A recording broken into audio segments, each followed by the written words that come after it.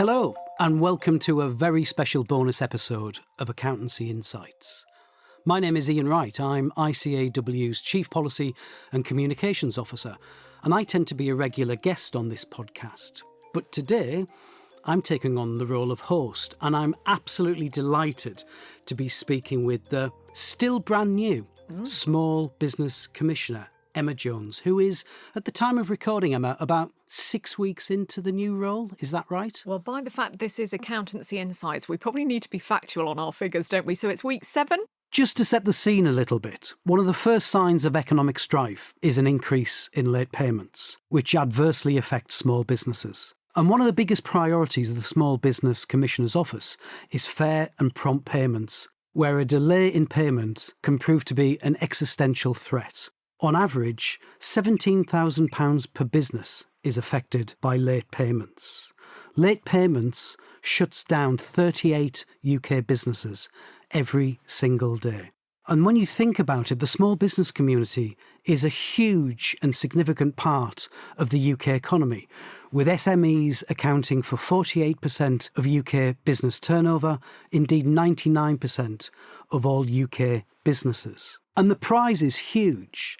The Small Business Plan says that by accelerating growth by 1% a year could deliver an extra £320 billion to the UK economy by 2030.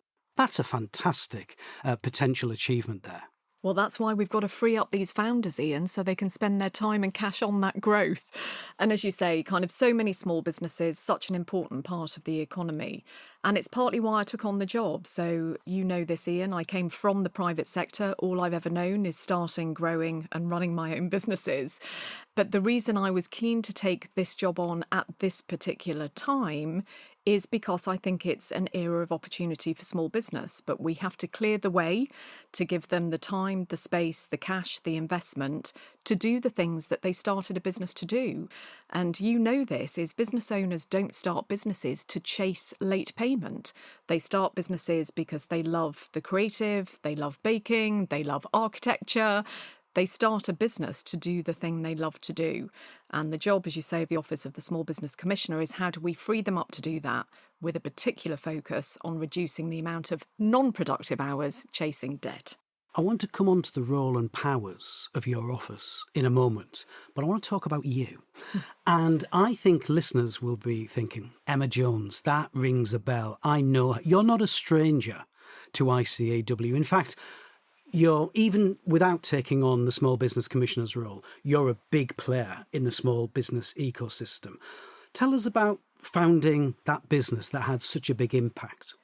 So I founded Enterprise Nation. Enterprise Nation actually was my second company. And Iain, I don't know if you know this little fact, which takes me back quite a bit in history, is pretty much the only employed job I ever had was with Arthur Andersen, so one of the then Big Five professional service firms. So my background began in accounting, so maybe that's partly why I feel so at home working with ICAEW, is those kind of accounting roots. I was a shocking accountant, however, but what I loved was business development when I was at Arthur Andersen. So I worked on inward investment. I started my first business at the height of the dot-com boom. And actually, I was only reflecting on this morning. One of the reasons I started my company, I was 27 when I started my first business. And one of the things that implored, or maybe the best word is motivated me to start, was a very positive media. Because at the time, all of the media was talking about how people were starting dot-com companies, they were raising lots of money, they were changing the way in which industries operated. And I felt hugely buoyed by this very positive press. We'll maybe come back onto this. I'm a little bit nervous at the moment that we've got the opposite at the moment. We've got quite a negative press talking about the economy. So I'm super keen to get some positive headlines back in the papers about business. But yes, I started that business, sold that business very quickly to, again, probably a member of ICAEW, now called RSM Tenon, and then left Tenon to start Enterprise Nation. So that's where I really got to know ICAEW. Enterprise Nation was all about helping people start and grow businesses. So we worked super closely with your colleagues on the business advice service. And of course, I'm a long-held believer in the role that accountants play as being a trusted business advisor. So this is why I'm super keen to be back at this table with you, because I think accountants have got a huge role to play in buoying the economy again, but also particularly around this point of getting payments made on time. I mean, we've got a long-standing relationship. I remember with a lot of affection during the 2024 general election, Yep. ICAEW and Enterprise Nation had a joint hustings in Chartered Accountants Hall where the major spokespeople of the three key parties came and said what they were going to do for business and small businesses. So we've got those long-standing roots together. We've got that history. And Iain, kind of you mentioned the hustings because that wasn't the first hustings we've done in the Great Hall. So we did one for the Brexit referendum. We'd done one for the previous general election. I remember we had a previous Prime Minister come into ICAEW when he was starting his election. This was David Cameron I'm referring to. And I will never forget his speech at the time. And the reason why I say this is because small business runs through all of it. Is he made now what is quite a famous kind of, not a speech because it wasn't scripted, but he referred to himself as the startup-in-chief of the government. And he kind of said, I'm launching my election campaign. I want to help all these small businesses. And this was over a decade ago. And this is where we come back to, and you referred to it, a small business plan launched last week. Politicians, regardless of their party, recognise the vital importance of small business. We have lots of them. We want to keep them, ideally, so we don't want businesses going bust because of late payment. So how do we make sure we keep this incredible army of little entrepreneurial ants who literally power up our economy? So, as you say, all the events we've done at ICAEW is Enterprise Nation, ICAEW. Now, hopefully, I can continue that work in this role, working with government to say, how do we build the best policies? How do we build the right infrastructure for enterprise to flourish? But one of the things I really want to stress and get our listeners to be aware of is that you've had to live and breathe this.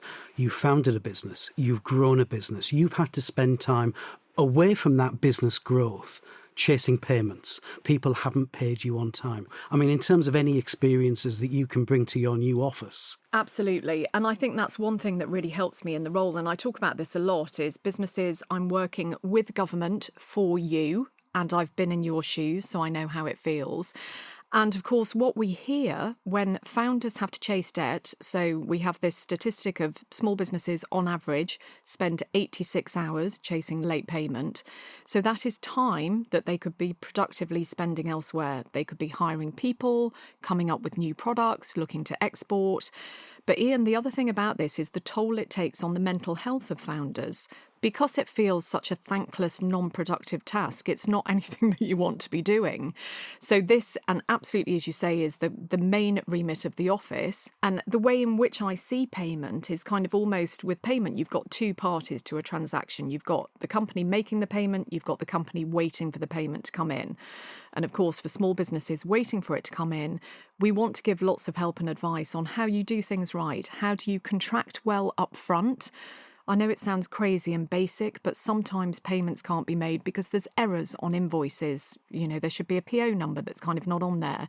So we want to help small businesses get everything right to get themselves in the best position to kind of keep those chasing hours low, but also to, of course, to work with large companies on how they get their systems right to make sure that the payments can flow. So as you say, I've been there. I know the misery of kind of chasing debt, and a huge thing connected to this. Small businesses don't want to get too aggressive with their clients because they rely on the income. So I've also been there in terms of how do you get that delicate balance of getting paid for the products and services you're delivering without breaking the relationship you have. And again, it's why I'm kind of on a mission to say, let's build a positive payment culture where it's the right thing to do to pay your suppliers on time. So we're not putting small business owners in the position where they feel they have to ruin the relationship purely in order to get paid. I'm interested in your point about culture. We'll come on to small business plan and again, the powers that are in your office in a moment. But in terms of culture, I'm fascinated about how society changes and things that were once considered maybe respectable, acceptable, are now frowned upon quite rightly. Drink driving is an obvious one. Even just 20 or 30 years ago, it would have been highly acceptable to have a couple of drinks and drive your car. Now everybody would frown on that. Yeah. Do you think we can ever get to a position where culturally society will not put up with businesses being paid in a delayed manner? I would love for us to get to that stage. And kind of this is my message to businesses at the moment is just pay on time. We're not asking anything extraordinary. just pay on time. And one of the things that I keep on thinking, and it was said to me by a board advisor that we have, is businesses would never dream of doing payroll late. You have employees, you entrust them to help you build the business, you'd never dream of paying them late. Therefore, why do you even consider paying suppliers late? So I would love for us to get to that point. And Iain, again, there's an interesting dynamic at play, and I spoke about this when I was interviewed for the role, is that the powers that the Small Business Commissioner has at the moment is mainly carrot. It's incentive powers. We have an amazing instrument called the Fair Payment Code. So we're encouraging lots of large businesses to sign up to the Fair Payment Code because it's a public demonstration that they pay their suppliers on time. We're sending out lots of messaging saying not only is that a good thing for your suppliers, if you're a fair payer, it will also help you attract the right people into your business. It will surely help you win contracts because people want to do business with a good company. So we're doing lots of encouragement to encourage businesses to do the right thing. But of course, one of the things that came out with the small business plan is we also have a consultation that's live at the moment on penalties that we could, and just other legislation in terms of measures that we could take that are slightly more stick. So this would say, if you're not doing the right thing, we will have more powers as an office to take action. And I think it's a combination, and I'm in the 7 weeks I've been in role, it's been amazing to kind of engage with the market, and everyone has a view on how we can try and, get this issue sorted. And I think the conclusion I've come to is it's probably a little bit of everything that we have to do. We have to do positive encouragement for companies to sign up to the Fair Payment Code.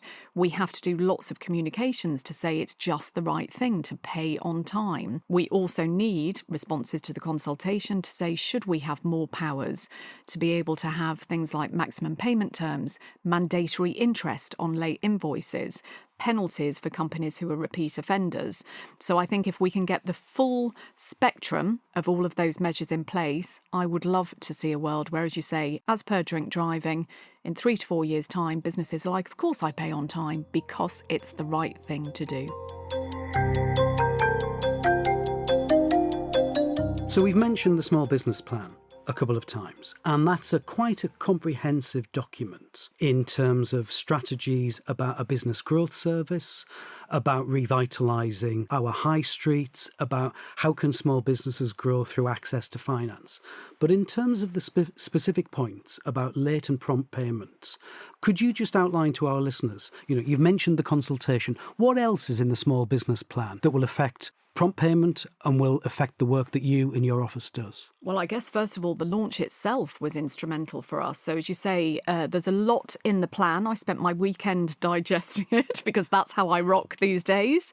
But the launch itself was phenomenal for us because prompt payment was front and centre.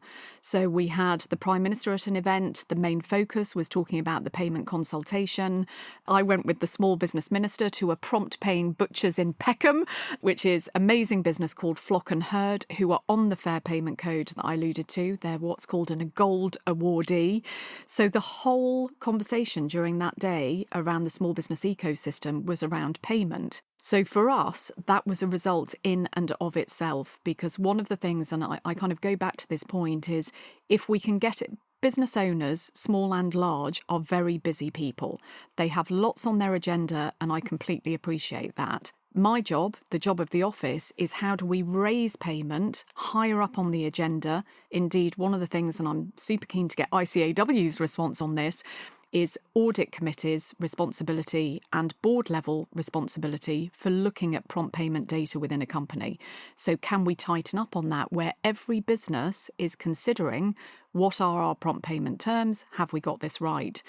So the launch day itself was great. It really kind of raised the profile. And actually what I did say on the day is what we also have to do now is manage expectations of timing. So any legislation can take a little bit of time to go through. So we are now open for consultation with our payment report that's out. That's open for 12 weeks. So we're hoping to get lots of responses. We'd love to see some from ICAEW member firms, which gives us feedback on the proposals that we've put forward. Then we would potentially get a slot in the legislative process to try and get things into law. That may not be for a couple of years. So this is where it's a case of when small businesses say, well, what can I do now to kind of speed up my payment. This is why, as an office, we are still carrying on very much with business as usual, information and guidance on how to do contracting well. Consider signing up to the Fair Payment Code. And in fact, once you've done it, please tell all of your peer group that you've signed up so they sign up too. We're doing huge amounts of engagement with trade bodies, everyone representing hospitality to building, to the British Hairdressers Association, to say, right, how can we get information out to your small businesses on how to get paid on time, whilst also can they share with their big companies to whom they supply, please consider signing up to the Fair Payment Code. So these are all the positive messages we're sending out to market to say we want to continue to do this whilst looking at legislation, bringing certain things into law and toughening up those laws. So as I say, for bad players, we can take action as well. I'm so delighted that you've chosen, in your new role as Small Business Commissioner, to do your first podcast with ICAEW. I suspect, Emma, that's not by accident. So you must have an idea, a plan as to the role of chartered accountants in helping you fulfil your objectives. You know, chartered accountants, running businesses, advising businesses are a big part of that small business ecosystem and indeed the payment ecosystem. What do you think the role of accountants are in helping you make sure that you succeed? Well, first of all, thanks, Iain, for allowing me to pitch to your member firms, because I think there's three things that sort of the ICAEW membership can help me to kind of do this job well, or as well as can be expected. The first is pay themselves. And I'm sure, and I say this and I kind of thought, oh, do I say this to Iain? I'm sure all of your member firms pay everyone promptly. But I know you also have ICAEW members who, of course, have their own practices, but of course, you've got many in industry. So for those who are finance directors or in finance teams at large companies, I would implore to say, do have a look at the Fair Payment Code. Many large companies now have a public duty to report payment. About 50% of the businesses who should be reporting are doing that. We would love the other 50% to be reporting. So please, ICAEW membership, kind of have a look at your own payment practices. And as I say, I'm sure accountants are brilliant at doing this. The second is I've always found that the ICAEW practice firms are an amazing, naturally so, communication route through to small businesses. So I think there's a huge role there for accountants to share with their own small businesses. Here are ways in which we, as your accountant, can help you get paid on time. And one thing I haven't mentioned, Iain, is if small businesses aren't getting paid, one element of our office is we have what's called a casework team. So if a small business needs to raise a complaint, we have a team that can deal with that. So communication from accountants to their clients that the office exists and kind of what we have to do is kind of item number 2. And then the third is please respond to the consultation. I've mentioned this, that one element is the role of audit committees. We would love the view of the profession in terms of whether that's viable, how we could deliver it, because I think this comes round to is if we can all work together to solve this problem, and as you say, kind of like drink driving, how do we get to a place where it's just not permissible to pay late? It needs a full industry approach. It needs accountants sharing this with their clients. It needs trade bodies talking to their members. It needs media, press, podcast activity. And I think that's where I would find certainly value in the relationship with ICAEW is your incredible channel to market. And I know your commitment to kind of saying, how do we boost the economy? I'm really interested in your second point. There will be listeners to this podcast, either advisors in practice, advising small businesses, or members in business being a small business themselves, and they're finding it a real struggle to get paid on time by maybe a larger company. So what do they do? How do they contact you? What are the practical things, in terms of, and we can send details associated with this podcast, but could you give them advice? How do they get in touch? I'm kind of everywhere. That sounds a little bit unprofessional. I was going to say I'm very available, but then kind of thought twice about saying that. No, I am. And Iain, we've kind of referenced it already. I've been a small business owner.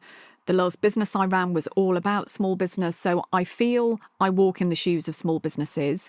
What I can't afford to do is stop staying engaged with small businesses. Conditions change very quickly.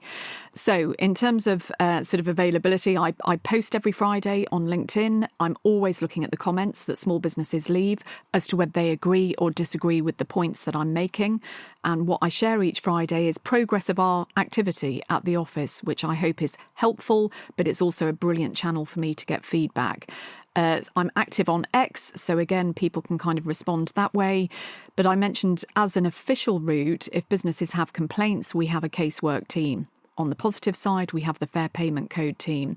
But yes, businesses can kind of contact me. And then, of course, if we can't help, because we have a very strict and kind of clear remit, we will absolutely make sure that businesses are kind of sent to the right place. Now, I know you, Emma.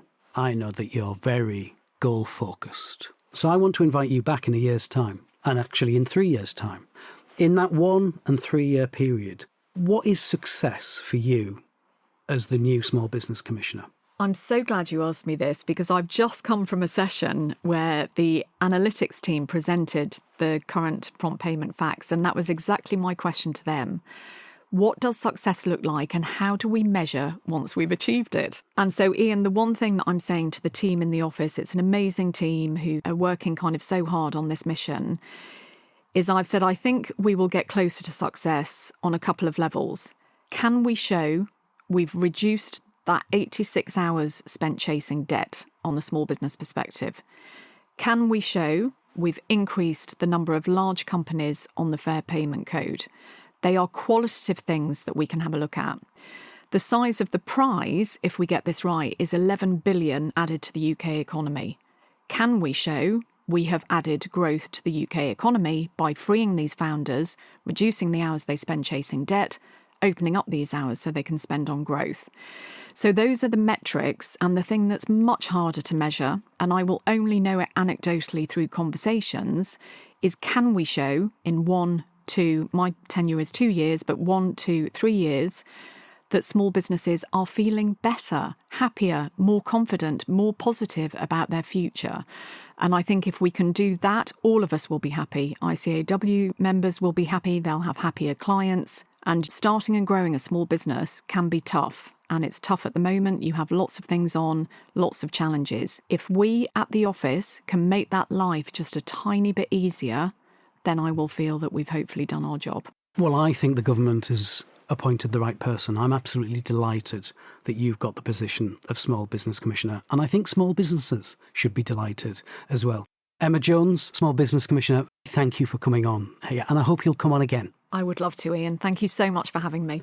That's all for this episode, but your regular host Philippa will be back later in the month to discuss the history and future of money. You find that and other episodes wherever you get your podcasts. And reassure yourselves that listening is always time well spent, not least as it counts towards your CPD. So make sure to log each episode at icaew.com as you listen. Thanks again to Emma and to you for being with us.